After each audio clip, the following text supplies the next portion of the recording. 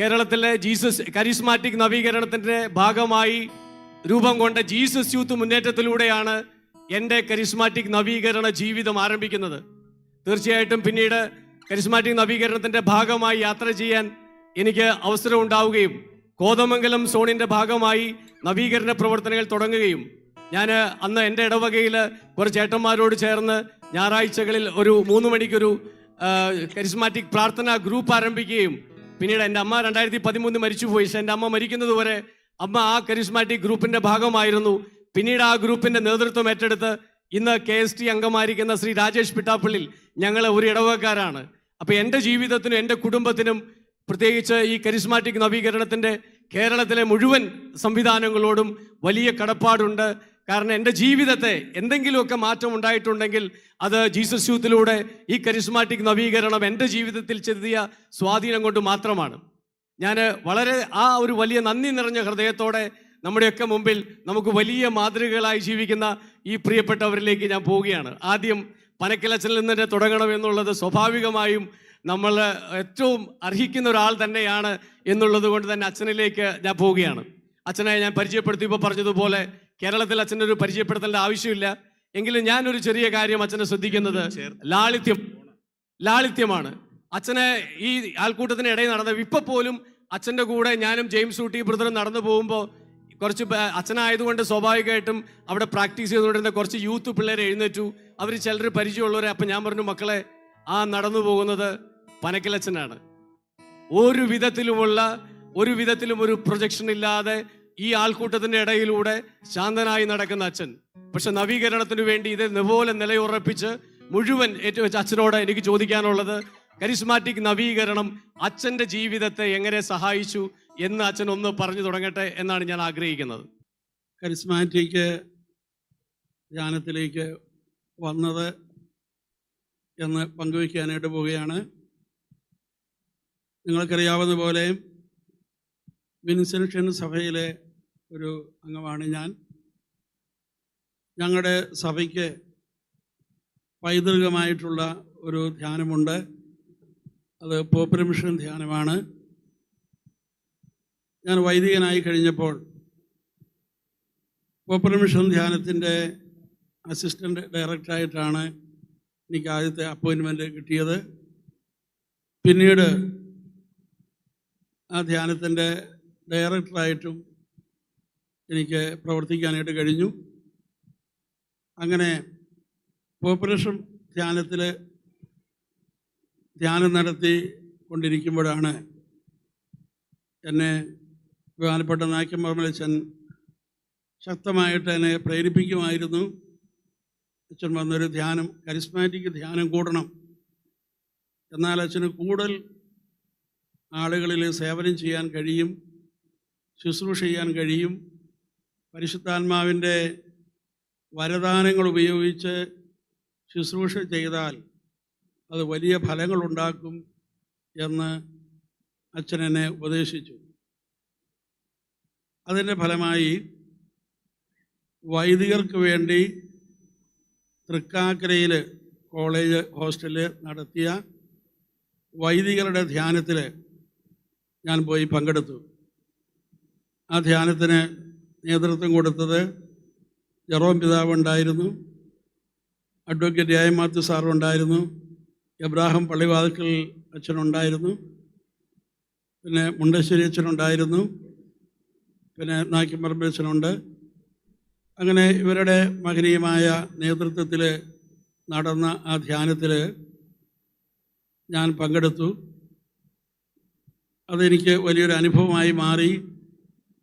ഞാൻ കൗൺസിലിങ്ങിന് പോയത് മാത്യു അച്ഛൻ്റെ അടുത്താണ്. അച്ഛൻ അല്പസമയം എനിക്ക് വേണ്ടി പ്രാർത്ഥിച്ചു. ആ പ്രാർത്ഥനാ സമയത്ത് വലിയൊരു എനിക്കുണ്ടായി. എൻ്റെ ഉള്ളിലുണ്ടായിരുന്ന ദുഃഖങ്ങളെല്ലാം പൊട്ടി ഒഴുകി. ഞാൻ വളരെ ഒച്ചത്തിൽ കിടന്ന് കരഞ്ഞു. എൻ്റെ ഉള്ളെല്ലാം ഫ്രീ ആയി. അതിനുശേഷം പിന്നെ തുടർന്ന് പരിശുദ്ധാത്മാവിൻ്റെ അഭിഷേക പ്രാർത്ഥനാ സമയത്ത് അതിനേക്കാൾ കൂടുതലായിട്ടുള്ള അഭിഷേകത്തിൻ്റെ അനുഭവം എനിക്കുണ്ടായി. ആ അഭിഷേക സമയത്ത് ഭാഷാവരം ലഭിച്ചു. പിന്നെ ദർശന വരവുണ്ടായി. അങ്ങനെ ഈ അനുഗ്രഹങ്ങളോടുകൂടിയാണ് ധ്യാനം കഴിഞ്ഞ് ഞാൻ വെളിയിലേക്ക് വരുന്നത്. അത് എന്നെ വളരെയധികം പിന്നീടുള്ള ധ്യാന ശുശ്രൂഷകളിലെല്ലാം എന്നെ സഹായിച്ചു. അങ്ങനെ വെളിയിലേക്ക് വന്ന ശേഷം പിന്നെ ഞാൻ മാസത്തിൽ 2 ആഴ്ച പെർമിഷൻ ധ്യാനമില്ല, 2 ആഴ്ച മാത്രമേ പെർമിഷൻ ധ്യാനമുള്ളൂ. അപ്പോൾ അതുകൊണ്ട് ഞാൻ ആ മിച്ചമുള്ള 2 ആഴ്ച കരിസ്മാറ്റിക് ധ്യാനത്തിൽ പ്രീച്ച് ചെയ്യാനായിട്ട് പോകും. അന്ന് ആ ടീമിൽ അപ്പച്ചൻകുട്ടിയുടെ ടീമിലാണ് ഞാൻ പോയിക്കൊണ്ടിരുന്നത്, ചങ്ങനാശ്ശേരിക്കാരനായ അപ്പച്ചൻകുട്ടിയുടെ ടീമിൽ. അതെല്ലാം അൽമായരാണ്, അവരുടെ കൂട്ടത്തിൽ കുർബാന ചെല്ലാനും ക്ലാസ് എടുക്കുവാനായിട്ട് ഞാൻ പോയിക്കൊണ്ടിരുന്നു. അതെല്ലാം ഓരോ ധ്യാനവും എന്നെ വളരെയധികം ശക്തിപ്പെടുത്തുകയും എനിക്ക് കൂടുതൽ വിശ്വാസവും എല്ലാം ലഭിക്കുവാൻ അതിടയാക്കി. തുടർന്ന് ഞങ്ങൾ കോട്ടയിൽ ആയിരിക്കുമ്പോൾ ബഹുമാനപ്പെട്ട നായ്ക്കമ്പറമ്പിലച്ചൻ പച്ചാളം ആശ്രമത്തിൽ നിന്ന് പോപ്പുലർ മിഷൻ സെൻ്ററായ കോട്ടയിലേക്ക് വന്നു. അച്ഛൻ അവിടെ വന്നു കഴിഞ്ഞപ്പോഴേക്കും അത് ഞങ്ങൾക്ക് എല്ലാവർക്കും വലിയൊരു ഉണർവായിരുന്നു. ഞങ്ങളെ കൂട്ടിയിരുത്തി അച്ഛൻ പ്രാർത്ഥിക്കുകയൊക്കെ ചെയ്യുമായിരുന്നു. അങ്ങനെ തുടർന്നുള്ള മുന്നോട്ടുള്ള നീക്കത്തിൽ അച്ഛന് പരിശുദ്ധാത്മാവിൽ നിന്ന് കിട്ടിയ വെളിപ്പെടുത്തലുകൾ അത് ഈ കേരള സഭയിൽ, ആഗോള സഭയിൽ നവീകരണത്തിൻ്റെ പുതിയ പുതിയ മേഖലകൾ തുറക്കുവാനായിട്ട് ഇടയായി.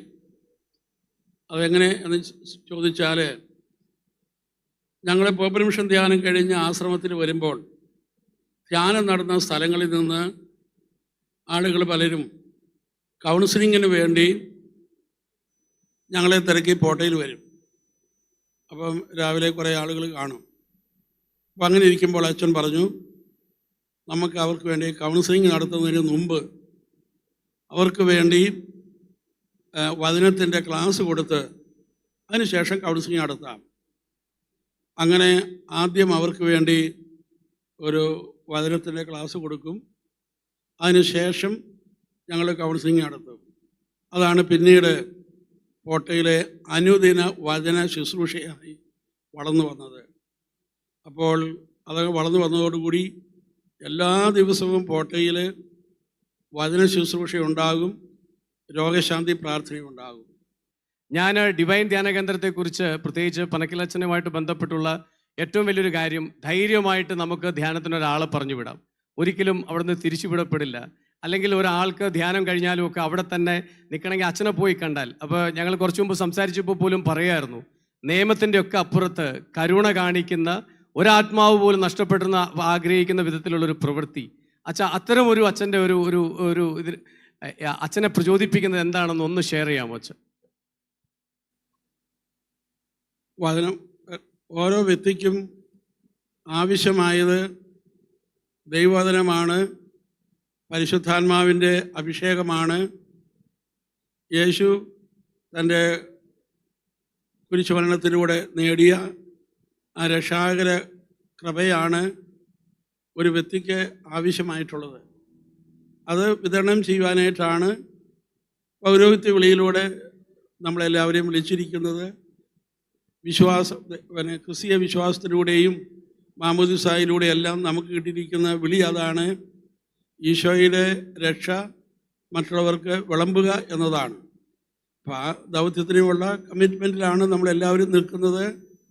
അതുകൊണ്ട് ഓരോ വ്യക്തിയെ കാണുമ്പോഴും നമ്മൾ ഓർക്കേണ്ടത് ഈ വ്യക്തിക്ക് വേണ്ടത് ഈശോയെ തന്നെയാണ്, ഈശോയുടെ രക്ഷയാണ് ആവശ്യമായിട്ടുള്ളത് എന്ന ബോധ്യം നമുക്കുണ്ടാകുക. ഒരുപക്ഷെ അവർ പറയുന്നത് രോഗത്തെക്കുറിച്ചായിരിക്കാം, അവർ പറയുന്നത് സാമ്പത്തിക ബുദ്ധിമുട്ടുകളെക്കുറിച്ചായിരിക്കും, പക്ഷേ അവർക്ക് വേണ്ടത് യേശുക്രിസ്തുവിനെയാണ്. താങ്ക് യു അച്ഛാ. കാരണം ഞാൻ വീണ്ടും അച്ഛനിലേക്ക് വരാം. കാരണം എത്ര കൃത്യമായിട്ടാണ് അച്ഛൻ പറയുന്നത്. ആളുകൾ ഒരുപക്ഷെ ഒരു ധ്യാന കേന്ദ്രത്തിലേക്ക് എത്തുന്നത് അവരുടെ ധാരാളം വ്യക്തിപരമായ ആവശ്യങ്ങളുമായിട്ടായിരിക്കാം. പക്ഷേ ശുശ്രൂഷകരായ നമ്മളെ സംബന്ധിച്ചിടത്തോളം കൃത്യതയുണ്ടാകേണ്ടത്, അവർക്ക് ലഭ്യമാക്കേണ്ടത് യേശുക്രിസ്തുവിനെയാണ്. ക്രിസ്തുവിലൂടെ സാധ്യമാകുന്ന രക്ഷയുടെ അനുഭവത്തിലേക്കാണ് അവരെ കൊണ്ടുപോകേണ്ടത്. ഞാൻ ജെയിംസ് ഊട്ടി ബ്രദറിനോട് ആണ് ഇപ്പോൾ ഒന്ന് ചോദിക്കാൻ വേണ്ടി ആഗ്രഹിക്കുന്നത്. ജെയിംസ് ഊട്ടി ബ്രദറിൻ്റെ ഒരു ജീവിതം ഞാൻ സൂചിപ്പിച്ചതുപോലെ വർഷങ്ങളായി കൺസിസ്റ്റൻ്റായി ഒരു അൽമായനായ ഒരാൾ, ഇപ്പോൾ തൊടുപുഴയിലാണ് താമസം, വളരെ വളരെ കൃത്യതയോടെ ഈ ഒരു ശുശ്രൂഷ രംഗത്ത് നിലനിൽക്കാൻ സാധിക്കുന്നു. ആ നവീകരണത്തിൻ്റെ അനുഭവം ഒന്ന് പങ്കുവയ്ക്കാമോ? ഞാൻ ആദ്യമായി ധ്യാനം കൂടുന്നത് അന്ന് ധ്യാന കേന്ദ്രങ്ങളൊന്നും ആയിട്ടില്ല. വളരെ ചെറുപ്പത്തിൽ ഇങ്ങനെ ഒരു ധ്യാനം കൂടാൻ ഇടവന്നു. അത് അന്ന് ഞാൻ താമസിച്ചിരുന്നത് ചമ്പക്കുളമാണ്. അതുകൊണ്ടാണ് ഈ ചമ്പക്കുളം എന്ന് അറിയപ്പെടുന്നത്. പക്ഷേ ഞാൻ താമസം ഇപ്പോൾ തൊടുപുഴയായിട്ട് 35 കൊല്ലമായി. അപ്പോൾ ഈ അറിയപ്പെടുന്നത് ചമ്പക്കുളം എന്ന ജനിച്ചു വളർന്ന നാടായതുകൊണ്ടാണ്. അവിടെ ഞങ്ങളുടെ പള്ളിയിലെ ഒരു കൊച്ചച്ഛൻ ജോൺ ബി തടത്തിൽ എന്ന് പറയും, യുവദീപ്തിക്ക് വേണ്ടി ഒരു ധ്യാനം നടത്തി. വളരെ നിർബന്ധിച്ച് എന്നെ ആ ധ്യാനത്തിൽ പങ്കെടുപ്പിച്ചുകൊണ്ട് 50 പേരോ 40 പേരോ എന്തോ ഉണ്ട്. രാവിലെ വന്ന് വൈകുന്നേരം വീട്ടിൽ പോകുന്നു. 3 ദിവസം ധ്യാനം കൂടി. വലിയ മാറ്റങ്ങളൊന്നും ഉണ്ടല്ല. പക്ഷേ എൻ്റെ കൂടെ ഇരുന്നവർക്കുണ്ടായ മാറ്റം കണ്ടപ്പം എനിക്ക് എന്തോ മാനസാന്തരം ഉണ്ടായി. ഞാൻ ഇന്നലെ കുമ്പസാരമൊക്കെ കഴിഞ്ഞു. അന്നെനിക്ക് ആദ്യമായിട്ട് എനിക്ക് തോന്നുന്നു, എനിക്ക് കണ്ണാടി ഉപയോഗിക്കുമായിരുന്നു, ഡബിൾ വിഷൻ. അപ്പോൾ ധ്യാന സമയത്ത് എൻ്റെ തലയെ കൈവച്ച് ഇങ്ങനെ അഭിഷേക പ്രാർത്ഥന നടത്തി കഴിഞ്ഞപ്പോൾ ഈ കണ്ണാടി എടുത്ത് മാറ്റിയപ്പോൾ എനിക്ക് കാഴ്ച ലഭിച്ചു. അതായിരുന്നു. പിന്നെ കണ്ണാടി ഇതേവരെ ഉപയോഗിക്കേണ്ടി വന്നിട്ടില്ലെന്ന് തന്നെയല്ല, ഇപ്പോൾ എല്ലാവരേക്കാൾ കൂടുതലായിട്ട് എനിക്ക് കാഴ്ചയുണ്ട്. വായിക്കാൻ കണ്ണാടി ഉപയോഗിക്കേണ്ട എന്നുള്ളതാണ്. അപ്പോൾ അന്ന് കർത്താവ് തന്ന സൗഖ്യം അത് പൂർണ്ണമാണ്. അതിനുശേഷം ഞങ്ങളുടെ അടുത്ത് കുമരകം എന്ന് പറഞ്ഞ സ്ഥലത്ത് ഒരു ധ്യാനം നായിക്കമ്പുറച്ച് നടത്തുന്നു. അന്ന് നായിക്കമ്പുറച്ച് ചെറുപ്പമാണ്.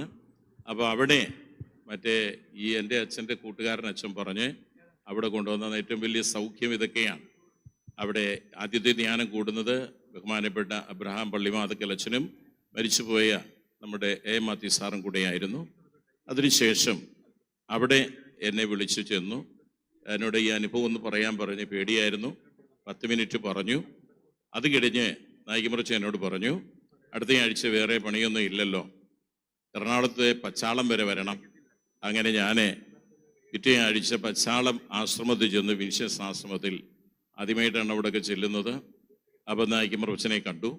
അച്ഛൻ പറഞ്ഞു, ഇവിടെ ഡോൺ ബോസ്കോ എന്ന് പറഞ്ഞ പള്ളിയിൽ ഒരു ധ്യാനം നടക്കുന്നുണ്ട്, ആ ധ്യാനത്തിൽ സാക്ഷ്യം പറയണം, പിന്നെ 5 ദിവസം ഈ ആശ്രമത്തിലെ ഗസ്റ്റ് റൂമിൽ താമസിക്കാം, ഞാൻ ഒരച്ഛനെ കൂടെ വിളിച്ചുകൊണ്ട് വരാം എന്ന് പറഞ്ഞ് വിളിച്ചുകൊണ്ട് വന്നയാളാണ് ഈ ഇരിക്കുന്ന പനക്കലച്ചൻ.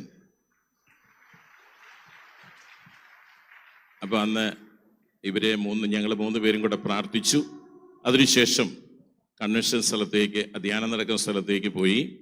എന്നോട് പനക്കലച്ചൻ പറഞ്ഞു ആദ്യം തന്നെ ഒരു ക്ലാസ് എടുക്കാൻ. എനിക്ക് ഭയങ്കര പേടിയായി. ഞാൻ പറഞ്ഞു, ഞാൻ വീട്ടിൽ പോകും, എനിക്ക് അവിടെ ഇരിക്കാൻ പറ്റുന്നില്ല.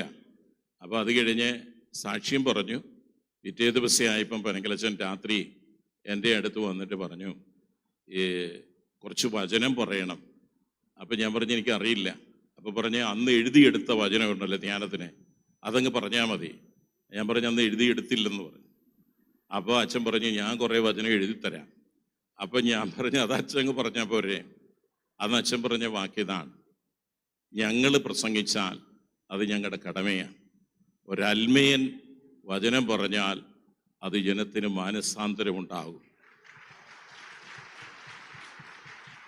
അങ്ങനെ അച്ഛൻ കോട്ടയം ആശ്രമത്തിലേക്ക് വന്നു കഴിഞ്ഞ് ആദ്യം ഒരു 42 പേരുടെ ധ്യാനമാണ്. ആ ധ്യാനത്തിൽ എന്നെ അച്ഛൻ വിളിച്ചു. അവിടെ തുടങ്ങി. ഇവിടെ എത്തിക്കഴിഞ്ഞപ്പോൾ അന്ന് മുതൽ, ഇവിടെ എത്തുന്നതിന് മുമ്പ് ഞങ്ങൾ 2 പേരും കൂടെ, അച്ഛൻ ഇങ്ങനെ ഇരിക്കുന്നു, വലിയ ധ്യാന കേന്ദ്രം ഒക്കെ ആണെങ്കിലും ഞങ്ങൾ 2 പേരും കൂടെ സൈക്കിളിൽ ധ്യാനിപ്പിക്കാൻ പോയിട്ടുണ്ട്. സൈക്കിളിൻ്റെ മുന്നിലെ പാവം അച്ഛനിരിക്കും, ഞാൻ ചവിട്ടും. ഇടവപ്പള്ളി ധ്യാനം കഴിഞ്ഞിട്ട് തിരിച്ചു വരും. ഒരിക്കൽ വന്ന കൂട്ടത്തിൽ ഞങ്ങൾ 2 പേരും കൂടെ വീണു. അച്ഛൻ്റെ താടിയൊക്കെ പൊട്ടി. എന്നിട്ടും ആ സൈക്കിളിൽ അച്ഛൻ കയറി. പക്ഷേ ഇപ്പോൾ പറയുമ്പോൾ എനിക്ക് സങ്കടമുള്ളൊരു കാര്യം, ഇതൊരു ഓട്ട് കമ്പനിയാണ്, നിങ്ങൾ വിചാരിക്കുന്ന ആളല്ല അച്ഛൻ. അപ്പോൾ അത് എൻ്റെ ജീവിതത്തിൽ ഒത്തിരി മാറ്റം വരുത്തിയിട്ടുണ്ട്. ജെയിംസ് കുട്ടി ബ്രദർ ആദ്യം ഞങ്ങൾ തമ്മിലൊരു വളരെ ഇൻഫോർമൽ കാഷ്വൽ കോൺവെർസേഷനിൽ ഈ സൈക്കിളിൻ്റെ കാര്യം പറഞ്ഞപ്പോൾ എനിക്ക് പനക്കലച്ചനോട് സ്വകാര്യമായിട്ട് ചോദിക്കണമെന്നുണ്ടായിരുന്നു, ഇത് സത്യമാണോ എന്ന്. അത്ര എളുപ്പമുള്ള കാര്യമല്ല ഒരച്ഛൻ ഒരു അൽമായൻ്റെ സൈക്കിളിൻ്റെ ഫ്രണ്ടിലെ ആ ഇതേലിരുന്ന് പോവാന്ന് പറയണത്. അതുകൊണ്ടാണ് ജെയിംസ് കുട്ടി ബ്രദർ പറയുമ്പോൾ പോലും കരയണേ. ഇനി പറയാൻ പറ്റുന്ന കാര്യം എന്നാന്ന് എനിക്കറിയാം. അതല്ല പറയാൻ പോകുന്നത്, അതല്ല. അല്ല, എനിക്കറിയാം. ഇവിടെ വലിയ തിരക്കുള്ള ആഴ്ച. അപ്പോൾ ഇവിടെ ഞങ്ങൾ പനക്കലച്ചനും നായിക്കമ്പറച്ചനും ഞാനും ഞങ്ങളാണ് മെയിനായിട്ട് ഇവിടെ ഉള്ളത്. അല്ലാത്തവരൊക്കെ വന്നു പോകും. ഇതൊരു ഓട്ട് കമ്പനിയാണ്. അപ്പോൾ ആ ഭാഗത്ത് ഓട്ട് കമ്പനിയിൽ 3 ക്യാബിനുണ്ട്, പകുതി വരെ മറച്ചത്. ഒന്നിൽ തീപ്പെട്ടി പോലൊരു കട്ടിലുണ്ട്, അത് ഈ പനക്കലക്കാൻ കിടക്കും. അടുത്ത മുറിയിൽ വേറൊരു അച്ഛനുണ്ട്, ഒരു പ്രായമുള്ള അച്ഛനാണ്, ഈ വിൻസെൻഷൻ അച്ഛനല്ല. തൊട്ടടുത്ത മുറിയിൽ ഞാനാണ്. ഇവിടെ കിടക്കാനൊന്നും സ്ഥലമില്ല. അപ്പോൾ അച്ഛൻ്റെ അടുത്ത് വന്ന ആളുകൾ മുറി തരണമെന്ന് പറഞ്ഞ് ബഹളം ഉണ്ടാക്കുക. അച്ഛനെ ഒരാൾ മുറിയില്ലേ വീട്ടിൽ പോകുമെന്ന് പറഞ്ഞു. അപ്പോൾ അച്ഛൻ്റെ മുറി തുറന്നു കൊടുത്തിട്ട് ഇതിനകത്ത് കിടന്നോളാൻ പറഞ്ഞു. അങ്ങേയറ്റത്തെ മുറിയിൽ നമ്മുടെ പാട്ടുകാരെല്ലാം കിടപ്പുണ്ട്. അപ്പോൾ ആൻ്റണി ഫെർണാണ്ടസ് രാവിലെ എൻ്റെ അടുത്ത് വന്നിട്ട് പറഞ്ഞു, ജെയിംസ് കുട്ടി ബ്രദറെ, പനക്കലച്ചൻ ഒരു വിശുദ്ധനാണ്. എൻ്റെ കാരണം പറയും.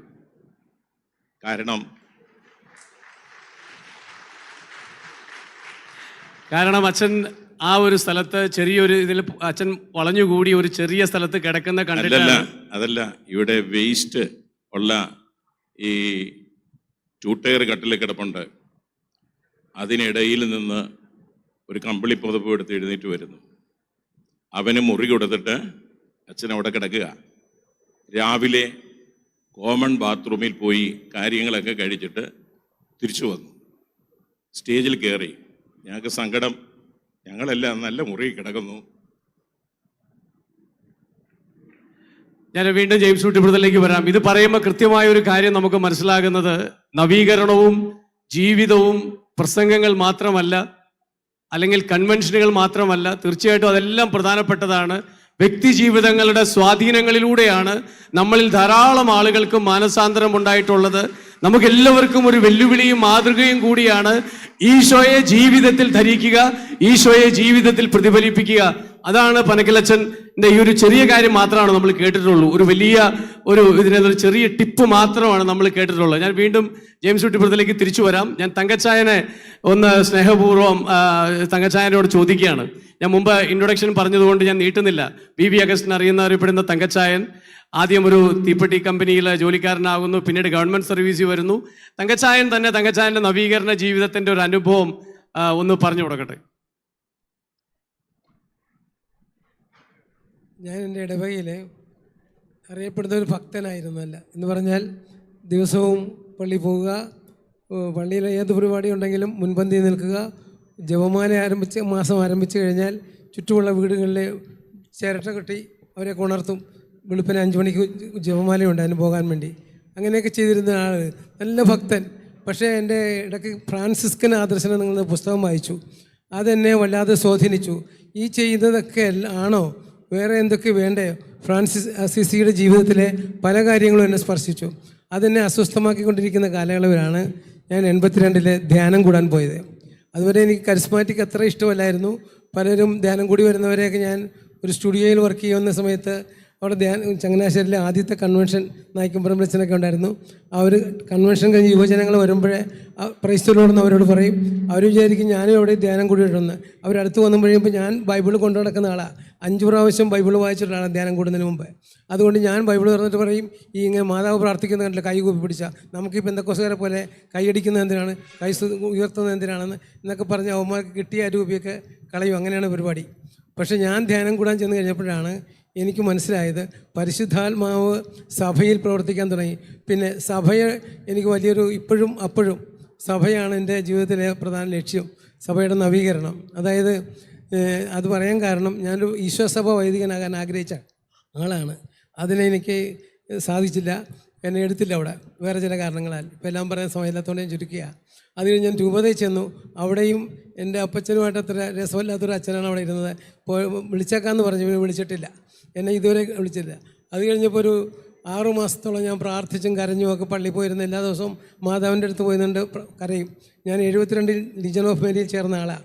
അതുകൊണ്ട് ലീജൻ ഓഫ് മേരിയുടെ ആപ്തവാക്യമായ ലോകത്തിനും അതിൻ്റെ നശീകരണ ശക്തികൾക്കുമെതിരായി തിരുസഭ നടത്തുന്ന സമരത്തിൽ നിസ്വാർത്ഥമായ സേവനം ചെയ്യുവാൻ സ്വയം സമർപ്പിതനായ ഒരു അൽമയൻ എന്നതാണ് ലീജൻ ഓഫ് മേരിയുടെ ലക്ഷ്യം. ഇവിടെയുള്ളവർക്കറിയാം, ചില ലീജൻകാർക്കറിയാം. അതിൻ്റെ ഉദ്ദേശം അതാണ്. ആ വാക്യം എൻ്റെ ഉള്ളിൽ നിന്ന് വരികയും മാതാവ് എന്നെ അതങ്ങ് അംഗീകരിപ്പിച്ചതുപോലെയും ഒക്കെ എനിക്ക് തോന്നി. പിന്നീട് ഞാൻ ഒരു മെഷീനെ കൊണ്ടുപോകാമെന്നൊക്കെ പറഞ്ഞു വടക്കേൽ പിതാവ് വന്നപ്പോൾ. പക്ഷേ പിതാവ് പറഞ്ഞ് ഏതായാലും ഇപ്പോൾ വേണ്ട, കാരണം അമ്മച്ചിയും അപ്പച്ചനും അത് ഇഷ്ടപ്പെടുന്നില്ല. അമ്മച്ചിയുടെ പിതാവുമായിട്ട് ഒന്നിച്ച് പഠിച്ചവരാ. അപ്പോൾ അമ്മച്ചി എന്ന് പിതാവിനോട് പറഞ്ഞു അവൻ ഇത്തിരി വലുതായിട്ട് കൊണ്ടുപോയിക്കൊള്ളാൻ പറഞ്ഞു. അങ്ങനെ അതും ഉപേക്ഷിച്ചപ്പോൾ ഈ ചോദ്യം പിന്നെ ലോകത്തിനും അതിൻ്റെ നശീകരണ ശക്തികൾക്കുമെതിരായി തിരുസഭ നടത്തുന്ന സമരത്തിൽ നിസ്വാർത്ഥമായ സേവനം ചെയ്യുക, അതിന് സ്വയം സമർപ്പിതനായ ഒരു അൽമയൻ. അവസാനം എനിക്ക് തോന്നി ഒരു ഏകസ്ഥനായി ജീവിക്കാനാണ് കർത്താവ് ആഗ്രഹിക്കുന്നത്. ഏതായാലും എനിക്കൊരു സന്യാസ സ്പിരിച്വാലിറ്റി ഉണ്ട് എന്നതിന് എനിക്ക് യാതൊരു സംശയമില്ല. ഞാനുടനെ അമ്മച്ചിയോടും അപ്പച്ചനോടും പറഞ്ഞു, എന്നോട് ആരും കല്യാണം കഴിക്കാൻ പറയരുത്, ഞാനൊരു നിത്യബ്രഹ്മചാരിയായി ജീവിക്കാൻ ആഗ്രഹിക്കുന്നു, എന്നെ സന്യാസ സഭകൾക്ക് എടുക്കാഞ്ഞതുകൊണ്ട് ഞാൻ ഒറ്റയ്ക്ക് ജീവിച്ചുകൊള്ളാം, നിങ്ങൾ അത് പറയരുത്. രണ്ടാമത്തെ കാര്യം, എൻ്റെ പിള്ളേർ പഠിച്ച് കല്യാണം കഴിപ്പിക്കുന്നവരെയോ പഠിച്ചു വരുന്നവരെയൊക്കെ വീട്ടിലെ സാമ്പത്തിക സ്ഥിതിയാണ് എന്നെ മിഷന് വിടാൻ നിങ്ങൾക്ക് തടസ്സമെങ്കിൽ ഞാൻ സാമ്പത്തിക കാര്യങ്ങളെല്ലാം ഇവിടെ ക്രമീകരിച്ച ശേഷം എൻ്റെ ഫുൾ ടൈം സമർപ്പണം സുവിശേഷത്തിന് വേണ്ടിയും സഭയ്ക്ക് വേണ്ടിയും ആയിരിക്കുമെന്ന് പറഞ്ഞു. അത് ധ്യാനം കൂടിക്കൊണ്ടിരുന്നപ്പോഴേ എനിക്ക് കിട്ടിയ മെസ്സേജ്, ഞാൻ കുമ്പസാരിച്ചില്ല. 3-ാം ദിവസം എല്ലാവരും കുമ്പസാരിച്ചു. 29 പേരുണ്ടായിരുന്നു ധ്യാനം കൂടാൻ. അവർ ആലപ്പുഴ മാർക്കറ്റ് വാറിലെ തല്ലിപ്പൊളി പിള്ളേരാ. അവന്മാരെല്ലാം ചോദിച്ചു, എടാ ഭക്ത, നീ എന്തിനാണ് ധ്യാനം കൂടാൻ വന്നത്? ഞങ്ങളിത് പാപികൾക്കുള്ള ധ്യാനമാണ്. ഞാൻ പറയും ഇത് എങ്ങനെയുണ്ടെന്ന് അറിയാൻ വേണ്ടി വന്നതാണെന്ന് പറഞ്ഞു. അങ്ങനെ ധ്യാനം കൂടിക്കൊണ്ടിരിക്കുമ്പോൾ ഇവരെല്ലാവരും കുമ്പസാരിച്ചു. അച്ഛനെ വിളിപ്പിച്ചു, എന്താണ് നീ കുമ്പസാരിക്കത്ത്? അപ്പോൾ ഞാൻ പറഞ്ഞു, ഞാൻ 15 ദിവസത്തിലേക്ക് കുമ്പസാരിക്കാറുള്ളൂ. എല്ലാ ദിവസവും കുർബാന സ്വീകരിക്കും, എല്ലാ ദിവസവും ബൈബിൾ വായിക്കും, എല്ലാ ദിവസവും വിശുദ്ധരുടെ പുസ്തകം വായിക്കും. അച്ഛൻ ഞാനൊരു വിശുദ്ധനാകാൻ ആഗ്രഹിക്കുന്ന വ്യക്തിയാണ്. അപ്പോൾ അച്ഛൻ പറഞ്ഞു, കൊള്ളാം, 3 ദിവസം വചനം കേട്ടിട്ട് നിനക്ക് കുമ്പസാരിക്കാൻ തോന്നിയില്ലെങ്കിൽ നിൻ്റെ വിശുദ്ധി അത്ര ശരിയല്ല, നീ പെട്ടിയെടുത്ത് പൊക്കോളാൻ പറഞ്ഞു, നീ പൊക്കോളാൻ പറഞ്ഞു. ഞാൻ ചെന്ന് പെട്ടി ബോക്സ് എടുത്തുകൊണ്ട് വന്നപ്പോൾ അച്ഛൻ പറഞ്ഞ്, എടോ എനിക്ക് അല്പം പ്രഷറൊക്കെ ഉള്ളതാണ്, ദേഷ്യം വന്നിട്ട് പറഞ്ഞതാണ്, താൻ പൊയ്ക്കോളാൻ പറഞ്ഞു. അങ്ങനെ ഞാൻ തിരിച്ചു പോയി പയ്യമ്പള്ളി അച്ഛനെ കാണാൻ പറഞ്ഞു. ആ അച്ഛനെ കണ്ട് അച്ഛൻ പറഞ്ഞു, മകനെ, വ്യക്തിപരമായി യേശു നിനക്ക് വേണ്ടിയാണ് മരിച്ചതെന്ന് നീ എല്ലാവരോടും പറഞ്ഞു കൊടുക്കും, പക്ഷെ നിൻ്റെ ഹൃദയം അംഗീകരിച്ചിട്ടുണ്ടോ ആ സത്യം? അതെന്നെ ടച്ച് ചെയ്തു. ഞാൻ ആലപ്പുഴ കൈതവനപ്പള്ളിയിലാണ് ധ്യാനം കൂടിയതല്ലേ, ഓർക്കുന്നുണ്ടോ? ബ്രദറെ ധ്യാനിപ്പിച്ച്. അപ്പോൾ ആ കൈതവന പള്ളി പോയി കുരിശുരൂപത്തെന്തോ നോക്കിയിരുന്നുകൊണ്ട് 1.5 മണിക്കൂറോളം ഇരുന്ന് കരഞ്ഞു. എനിക്ക് എങ്ങനെയെങ്കിലും ഹൃദയത്തിൽ നിന്നും അന്നത്തെ ഇന്നത്തതുപോലെ ഫീൽ ചെയ്യണം, ഇന്ന് നടന്നതുപോലെ ഫീൽ ചെയ്യണം, അങ്ങനെ കുരിശിൽ മരണം. അത് അങ്ങനെ പ്രാർത്ഥിച്ചുകൊണ്ടിരിക്കുമ്പോൾ കർത്താവിൻ്റെ ഹൃദയം ഞാൻ കണ്ടു. ആ ഹൃദയത്തിനൊരു മുറിവ്, ആ മുറിവിനകത്തൊരു കൊച്ചു മനുഷ്യൻ നിൽക്കുന്നു. കർത്താവിനോട് പറഞ്ഞു, നിൻ്റെ ആത്മീയ അഹന്ത എന്നെ ഇപ്പോഴും എൻ്റെ ഹൃദയത്തെ മുറിപ്പെടുത്തിക്കൊണ്ടിരിക്കുന്നു. ആ ഒരു അനുഭവത്തിന് ശേഷം എനിക്ക് ഭയങ്കരമായൊരു സന്തോഷം യേശുവിനെക്കുറിച്ചും യേശുവിൻ്റെ മുറിവിനെക്കുറിച്ചും ഒക്കെ. അത് കഴിഞ്ഞ് പരിശുദ്ധാത്മാവിനെക്കുറിച്ച് കേട്ടു. അപ്പോഴേ ഞാൻ ഓടിപ്പോയി കുമ്പസാരിച്ചു. 1.5 മണിക്കൂർ നീണ്ടൊരു കുമ്പസാരമായിരുന്നു എൻ്റെത്. കാരണം ഞാൻ ഒരിക്കലും പാപമായി കണ്ട് പറഞ്ഞിട്ടില്ല. കാറ്റഗിസം ക്ലാസ്സിൽ പഠിച്ച പാപങ്ങൾ മാത്രമേ പറഞ്ഞിട്ടുള്ളൂ. അതുകൊണ്ട് പാവങ്ങളൊക്കെ പറഞ്ഞ് കുമ്പസാരിച്ച് കഴിഞ്ഞ് പരിശുദ്ധാത്മാവിനെക്കുറിച്ച് കേട്ട് ഞാനവിടെ നിന്ന് ഇറങ്ങുന്നത് ഈ ഉള്ളിലൊരു ആനന്ദം എന്ന് പറഞ്ഞാൽ ഭയങ്കര സന്തോഷം. ഹൃദയത്തിൽ അഗ്നി കിടന്ന് ജ്വലിക്കുന്ന പോലെ. ഞാൻ ഇടുക്കിയിലേക്ക് പോവുക.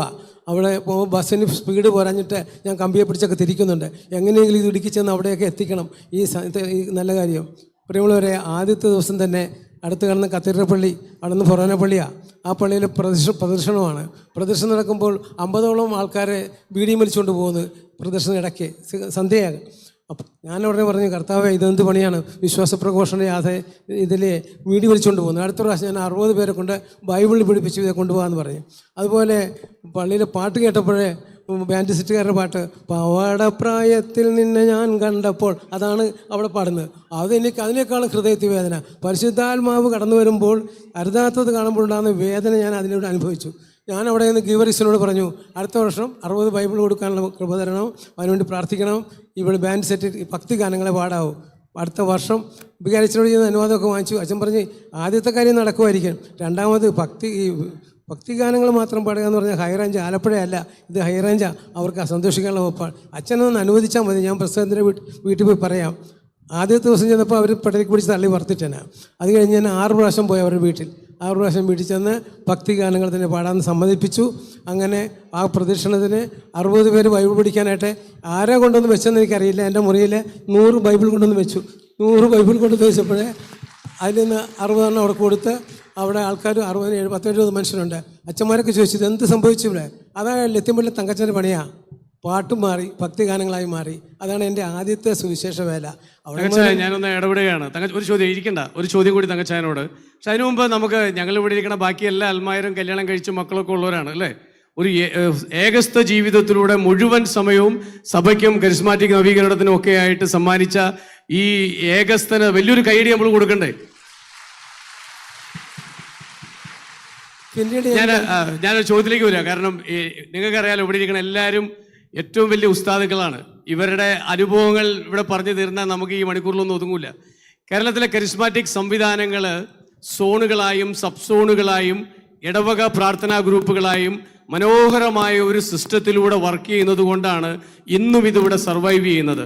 ഒരുപക്ഷെ നമ്മളെ പരാമർശിച്ചപ്പോൾ നമ്മൾ രണ്ടുപേരും പള്ളിവാക്കലച്ചനെ കുറിച്ച് പറയുന്നുണ്ട്. മുൻ കരിസ്മാറ്റിക് KST ചെയർമാൻ ആയിരുന്ന അച്ഛൻ ഇപ്പോൾ ക്യാൻസർ ബാധിതനായി കോഴിക്കോട് ഇരിക്കുകയാണ്. നമുക്ക് ഇവിടെ നമ്മുടെ മുൻ KST ചെയർമാൻമാർ പലരും ഇവിടെ ഉണ്ട്. തൊട്ടുമുമ്പിൽ മുണ്ടോളിക്കലച്ചൻ ഇരിപ്പുണ്ട്. ഇപ്പോഴത്തെ KST ചെയർമാൻ ഉൾപ്പെടെ, തൊട്ടു മുൻപിലത്തെ KST ചെയർമാൻ ഉൾപ്പെടെ പല ആളുകളും ഇവിടെ ഉണ്ട്. തങ്കച്ചായൻ KSTയുടെ വൈസ് ചെയർമാൻ ആയിരുന്നു പലവട്ടം എന്നാണ് ഞാൻ ഓർക്കുന്നത്. ആ സോണുകളിൽ അലഞ്ഞു നടന്ന് ഈ സംവിധാനങ്ങൾ ബിൽഡ് ചെയ്തത് എന്തുമാത്രം പ്രധാനപ്പെട്ടതാണ്. ഈ ഇടവക പ്രാർത്ഥനാ ഗ്രൂപ്പുകളും ഈ സോണൽ സംവിധാനങ്ങളും സബ് സോണൽ സംവിധാനങ്ങളും കേരളത്തിലെ കരിസ്മാറ്റിക് നവീകരണത്തിന്റെ ഏകീകരണവും തങ്കച്ചായന്റെ അനുഭവത്തിൽ നിന്നൊന്ന് പറയാം. എൻ്റെ അനുഭവത്തിൽ നിന്നും ഞാൻ പറഞ്ഞില്ല, ആദ്യത്തെ പ്രാർത്ഥനാ ഗ്രൂപ്പ് ആ പള്ളിയിൽ തന്നെ തുടങ്ങിയത്.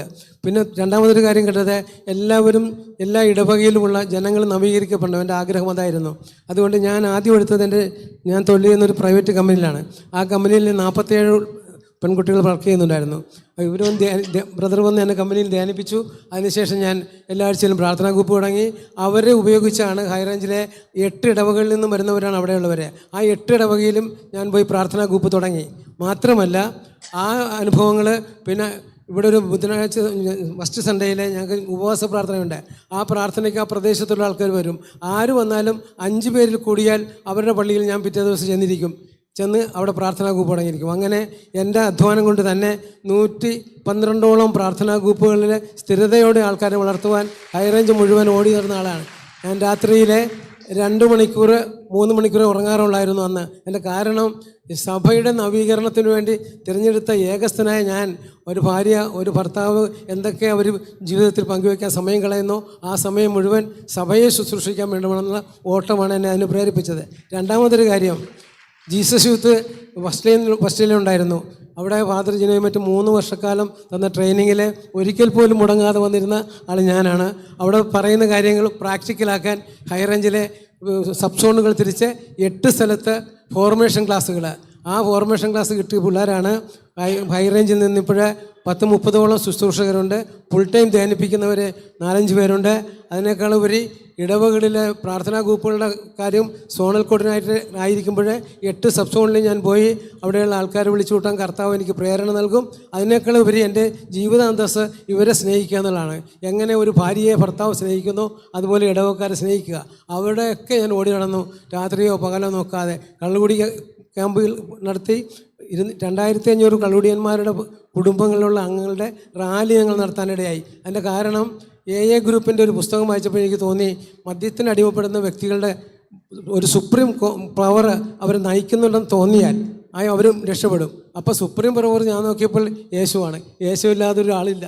ആ മദ്യപന്മാർ വിളിച്ച് 8 ദിവസം ഞങ്ങളൊരു അച്ഛനതിന് സഹായകമായി അവിടെ മരിയാപുരത്ത് തുടങ്ങിയത് കൊണ്ട് അച്ഛൻ എന്നോട് പറഞ്ഞ്, തങ്കച്ച എന്താ ചെയ്യേണ്ടത്? ഞാൻ പറഞ്ഞു, എനിക്ക് 2 ദിവസം തരാമെങ്കിൽ ഞാൻ അവർക്ക് യേശുവിനെ കൊടുക്കാം, അതുപോലെ ഇന്നർ ഹീലിംഗ് കൊടുക്കാം. അങ്ങനെ ആ ക്യാമ്പിലൂടെ വന്ന 1000കണക്കിന് കുടുംബങ്ങൾ ഹൈറേഞ്ചിൽ നവീകരിക്കപ്പെടാനായിട്ട് കർത്താവ് എന്നെ ഉപയോഗിച്ചു. Thank you Thankachayan. ഞാൻ വീണ്ടും തങ്കച്ചായനിലേക്ക് തിരിച്ചു വരാം. തങ്കച്ചായം പറയുമ്പോൾ നമ്മൾ ശ്രദ്ധിച്ച ഒരു കാര്യം എല്ലാവരും ശ്രദ്ധിച്ചു കാണുമെന്ന് ഞാൻ വിചാരിക്കുന്നത്, തീർച്ചയായിട്ടും നമ്മൾ ഇടവക തലം മുതൽ സഭയോട് ചേർന്ന് സംവിധാനങ്ങളിൽ നമ്മൾ ഭംഗിയായി നവീകരണത്തിന്റെ സാന്നിധ്യമായി വർക്ക് ചെയ്യുന്നതിന്റെ പ്രാധാന്യം. മറ്റൊരു കാര്യം തങ്കച്ചായം പറഞ്ഞത് ഫോർമേഷൻ അറ്റൻഡ് ചെയ്യുന്നതാണ്, പരിശീലനങ്ങൾ. KSTയുടെ ഒക്കെ നേതൃത്വത്തിൽ, ഇപ്പോഴത്തെ ടീമിൻ്റെ ഒക്കെ നേതൃത്വത്തിൽ ഇതിനു മുൻപും ധാരാളം പരിശീലന പരിപാടികൾ കേരളത്തിലുടനീളം സംഘടിപ്പിച്ചിട്ടുണ്ട്. തീർച്ചയായിട്ടും നമ്മുടെ മുൻപോട്ടുള്ള വളർച്ചയിൽ ഇത്തരം പരിശീലനങ്ങൾ പ്രധാനപ്പെട്ടതാണ്. സിസ്റ്റർ എൽസിസ് മാത്യുവിലേക്കാണ് ഞാൻ പോകുന്നത്. സിസ്റ്ററിനെ കുറിച്ച് ഞാൻ സൂചിപ്പിച്ചപ്പോൾ പറഞ്ഞല്ലോ, MSMI കോൺഗ്രിഗേഷനാണ്. കരിസ്മാറ്റിക് നവീകരണത്തിൻ്റെ ആ ഒരു മുഖം പേറി കാരിസംസ് എല്ലാം, ഗിഫ്റ്റ് എല്ലാം വരങ്ങൾ ഉപയോഗിച്ചുകൊണ്ട്, വരദാനങ്ങൾ ഉപയോഗിച്ചുകൊണ്ട് ശുശ്രൂഷ ചെയ്യുന്ന ഒരു കോൺഗ്രിഗേഷനും കൂടിയാണ്. സിസ്റ്ററിൻ്റെ ഒരു നവീകരണ യാത്രയും കമ്മ്യൂണിറ്റിയെക്കുറിച്ചും ഒക്കെ തീർച്ചയായിട്ടും പങ്കുവയ്ക്കുക. 1978 ഞാനൊരു കോളേജ് സ്റ്റുഡൻ്റ് ആയിരിക്കുമ്പോഴാണ് ധ്യാനം കൂടുന്നത്. BCM കോളേജിൻ്റെ പശ്ചാത്തലത്തിൽ 200 പേരുടെ ഒരു പ്രെയർ ഗ്രൂപ്പ് ഉണ്ടായിരുന്നു. അത് ഞാൻ ലീഡ് ചെയ്തിങ്ങനെ വരുമ്പോഴാണ് ദൈവിക സ്വരം കേട്ട് എനിക്ക് സിസ്റ്റർ ആകണമെന്നുള്ളൊരു വിളി കിട്ടിയത്. അപ്പോൾ 4 വർഷത്തെ ഒരു അൽമായ ട്രെയിനിങ് എന്ന് വെച്ചാൽ നമ്മുടെ പ്രെയർ മീറ്റിങ്, കാര്യങ്ങൾ ജീസുവാക്കിയിട്ട് ബന്ധപ്പെട്ട് നല്ലൊരു ട്രെയിനിങ് ആ മേഖലയിലുണ്ടായിരുന്നു. അങ്ങനെ ഇരിക്കുമ്പോഴാണ് MSMI കൊളത്തുവേൽ ധ്യാന കേന്ദ്രവും ഈ ധ്യാനങ്ങളും വർഗിച്ചിനെ കുറിച്ചൊക്കെ കേൾക്കാനായിട്ട് ഇടയായത്. അങ്ങനെയാണ് ഈ MSMI കോൺഗ്രിഗേഷനിൽ എനിക്ക് ഈശോ എന്നെ പിടിച്ചുകൊണ്ട് പോയത്. ഞാൻ ഓർക്കുന്നു, അച്ഛൻ, പ്രിയപ്പെട്ട വർക്കി അച്ഛൻ 76 ധ്യാനം കൂടിയ അന്ന് തന്നെ, ആ വർഷം തന്നെ 8 പേരുടെ ഒരു ധ്യാനം ഞങ്ങളുടെ കോൺവെൻറ്റ് ചാപ്പലിൽ ആരംഭിച്ചു. ഈ ഏപ്രിൽ 25 ഇതിന് ജൂബിലി ഞങ്ങൾ ഇന്ന് ഇനാഗുറേറ്റ് ചെയ്തിട്ടാണ് ഞങ്ങൾ പോകുന്നത്. വളരെ സൂപ്പറായൊരു ജൂബിലി ആഘോഷം ഞങ്ങൾ തിരികെത്തിച്ചിട്ടാണ് ഇപ്പോൾ ഇവിടെ വന്ന് നിൽക്കുന്നത് ഞങ്ങൾ. അപ്പോൾ 76 അച്ഛൻ അവിടെ ധ്യാനം ആരംഭിച്ചതാണ്. 8 പേരെ കൊണ്ട് ആരംഭിച്ചു. പിന്നീട് പതുക്കെ സ്പ്രെഡ് ചെയ്ത് എല്ലായിടത്തും അങ്ങനെ 85 ധ്യാന കേന്ദ്രം ആരംഭിക്കുന്നത്. ഞാൻ ഓർക്കുകയാണ്, പരിശുദ്ധാത്മാവിൻ്റെ സ്വരം ഇങ്ങനെ ശ്രവിച്ചു ജീവിക്കുന്ന ഒരു വ്യക്തിയെ എത്രയോ പേരെ കണ്ടിട്ടുണ്ട്, വേറൊരിടത്തും കാണാൻ പറ്റില്ല. എല്ലാ കാര്യങ്ങളിലും പരിശുദ്ധാത്മാവിനെ ശ്രദ്ധിക്കുന്നു. ഈവൻ ഒരു യാത്രയ്ക്ക് പോലും, ഒരു ഭക്ഷണത്തിന് പോലും, ഒരു പുതിയ ഭക്ഷണം കണ്ടാൽ പരിശുദ്ധാത്മാവിനോട് ചോദിക്കും, ഇത് കഴിക്കണോ? യാത്രയ്ക്ക് പോകുമ്പോൾ ട്രെയിനിന് പോകണോ, പ്ലെയിനിന് പോകണോ, റിസർവേഷൻ ചെയ്യണോ? പൊട്ടത്തരങ്ങളാ, ഫൂളിഷ്. പൗലോസ്ലീഹ പറയുന്നില്ലേ, വിഡ്ഢികളെ കൊണ്ട് ആ കാര്യം ചെയ്യിപ്പിക്കുന്നതെന്ന് പറഞ്ഞ പോലെ അങ്ങനത്തെ ഒരു മനുഷ്യനായിരുന്നു പ്രിയപ്പെട്ട വർക്കി അച്ഛൻ. അച്ഛൻ്റെ കൂടെ ജീവിക്കാൻ ഭാഗ്യം ലഭിച്ചതുകൊണ്ട് ആ ഒരു സ്റ്റൈലിലൂടെ പോകുവാനായിട്ടും ദൈവം ഇടവരുത്തി. പരിശുദ്ധാത്മാവിൻ്റെ വരദാനങ്ങൾ മാത്രം ഉപയോഗിച്ച് ആണ് അച്ഛൻ എല്ലാ ധ്യാനങ്ങളും നടത്തിയിരുന്നത്. ഒരു കൗൺസിലിങ്ങിന് പോലും പ്രാർത്ഥിച്ചിട്ടിടും ആരുടെ അടുത്താണ് പോകേണ്ടത്. ക്ലാസ് എടുക്കുമ്പോൾ അച്ഛൻ ചോദിക്കും, ആരൊക്കെയാണ് ഇവിടെ ക്ലാസ് എടുക്കേണ്ടത്. ഒരു ടീമിന് പോകുമ്പോൾ പലരും ഉണ്ടെങ്കിൽ ആരൊക്കെയാണ്. ഇങ്ങനെ പരിശുദ്ധാത്മാവിൻ്റെ നിമന്ത്രണം. ഒരു ധ്യാനത്തിന് ഇവൻ ഒരു ബിഷപ്പ് വിളിച്ചാൽ പോലും പരിശുദ്ധാത്മാവിനോട് ചോദിക്കും, പോകണോ വേണ്ടയോ എന്ന്. ഇപ്രകാരം നല്ലൊരു സ്പിരിറ്റ് ഫിൽഡ് ആയിട്ടൊരു വൈദികൻ്റെ കീഴിൽ ട്രെയിനിങ് കിട്ടാൻ സാധിച്ചതുകൊണ്ട് ഞാൻ ഓർക്കുകയാണ്, ഇന്ന് വരെ 48 വർഷമായിട്ടും വരദാനങ്ങളുടെ മേഖലയിൽ ഒരു പാഴ്ചയുണ്ടാകാനോ തെറ്റ് വരുത്താനോ ഒന്നും ഇടവരുത്തില്ല. കാരണം പരിശുദ്ധാത്മാവിനുള്ളൊരു വിധേയത്വത്തിലാണ് ഞങ്ങളുടെ സന്യാസ സമൂഹത്തിലെ എല്ലാവരെയും കർത്താവ് ഇങ്ങനെ വളർത്തിക്കൊണ്ട് വന്നത്. സിസ്റ്റേഴ്സ് മാത്രമല്ല, വലിയൊരു അൽമായ കൂട്ടായ്മയും എല്ലാം ഈ അച്ഛനുമായിട്ട് ബന്ധപ്പെട്ട്, ധ്യാനവുമായിട്ട് ബന്ധപ്പെട്ടുണ്ട്. വരദാനങ്ങളെക്കുറിച്ച് പറയുമ്പോൾ നമ്മൾ ഇന്നത്തെ ഒരു കാലഘട്ടത്തെ ചിന്തിക്കുമ്പോൾ വരദാനങ്ങൾ ഉപയോഗിക്കുന്നവരും വരദാനങ്ങൾക്ക് പ്രാധാന്യം കൊടുക്കുന്നവരും കുറച്ച് കുറഞ്ഞു പോയിട്ടുണ്ടോ എന്ന് ഈ ജൂബിലി വർഷത്തിൽ നമ്മൾ ഒന്നിച്ചിരിക്കുമ്പോൾ ഒന്ന് ശ്രദ്ധിക്കുന്നത് നല്ലതാണെന്നു.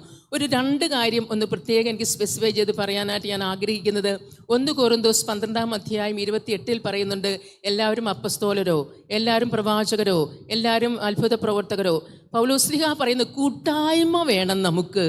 കൂട്ടായ്മയിലെ സഭ വളരുകയുള്ളൂ, കൂട്ടായ്മയിലെ വരദാനങ്ങൾ വളരുകയുള്ളൂ. നമ്മൾ ഒറ്റയ്ക്ക് പോകുന്നത് കൊണ്ട് പല ലീഡേഴ്സിനെയും നമുക്കിന്ന് കാണാനായിട്ട് പറ്റുന്നില്ല. വരദാനങ്ങൾ നമുക്ക് ഉപയോഗിക്കാൻ പറ്റുന്നില്ല. രണ്ടാമത്തെ ഒരു കാര്യം എനിക്ക് നോക്കുന്നത്, വരദാനങ്ങൾ ഉള്ള വ്യക്തിക്ക് പരിശുദ്ധാത്മാവ് വേണമെന്നില്ല എന്നാണ് എൻ്റെ അഭിപ്രായം. This is a gift from the holy spirit. Gift അവിടെ കിട്ടി എന്നോർത്തുകൊണ്ട് എനിക്ക് പരിശുദ്ധാത്മാവ് വേണമെന്നില്ല. വരദാനങ്ങൾ നമുക്ക് ഉപയോഗിക്കണമെങ്കിൽ എൻ്റെ എക്സ്പീരിയൻസ് അനുസരിച്ച് എല്ലാ ദിവസവും നമ്മൾ ഇരുന്ന് റീചാർജ് ചെയ്ത് പരിശുദ്ധാത്മാവിന് ശക്തി സംഭരിച്ചാൽ മാത്രമേ നമുക്ക് വരദാനങ്ങളിൽ വളരാനായിട്ട് പറ്റുകയുള്ളൂ. ഈ ഡിജിറ്റൽ വേൾഡിൽ അങ്ങനെ ഇരിക്കാനായിട്ട് ആരുമില്ലാത്തതിനാൽ വരദാനങ്ങൾ ഒരു ഡിമിനിഷിങ് സ്റ്റേജിലൂടെയാണ് നമ്മൾ കടന്നു പോകുന്നത് എന്നുള്ള കാര്യം വളരെ സത്യമാണ്. വരങ്ങളിൽ ഭാഷാവരം മാത്രമേ പെർമനൻ്റ് ഉള്ളൂ, ബാക്കി ഒരു വരവും പെർമനൻ്റ് അല്ല. അതുകൊണ്ട് അന്നേപ്പം പോലെ നമ്മൾ കുത്തിയിരുന്ന് പ്രാർത്ഥിച്ച് ഈശോ അയക്കുന്ന വ്യക്തികൾക്ക് വേണ്ടിയിട്ട് വരദാനങ്ങളിൽ വളർന്നാൽ മാത്രമേ വരങ്ങൾ ഈ ജൂബിലി വർഷത്തിൽ നമ്മളൊന്ന് വളരെ ശ്രദ്ധിക്കേണ്ട ഒരു കാര്യമാണല്ലോ. അങ്ങനെ ഉപയോഗിച്ചാൽ മാത്രമേ നമുക്ക് വരദാനങ്ങളിൽ വളരാനായിട്ട് പറ്റുകയുള്ളൂ.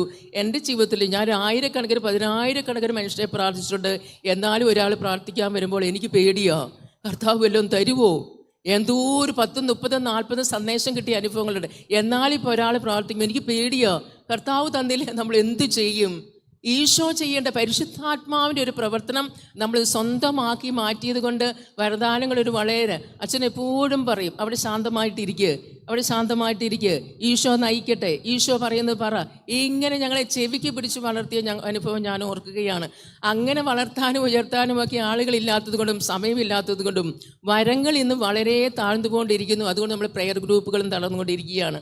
1 കൊരിന്ത്യർ 3:2 പ്രത്യേകം പറയുന്നുണ്ട്, നിന്റെ ശരീരം നീ ദാനം ചെയ്താലും, സർവ്വസമ്പത്ത് നീ ദാനം ചെയ്താലും, ശരീരം നീ ദഹിപ്പിക്കാൻ വിട്ടുകൊടുത്താലും സ്നേഹമില്ലെങ്കിൽ ഒന്നുമില്ല എന്ന്.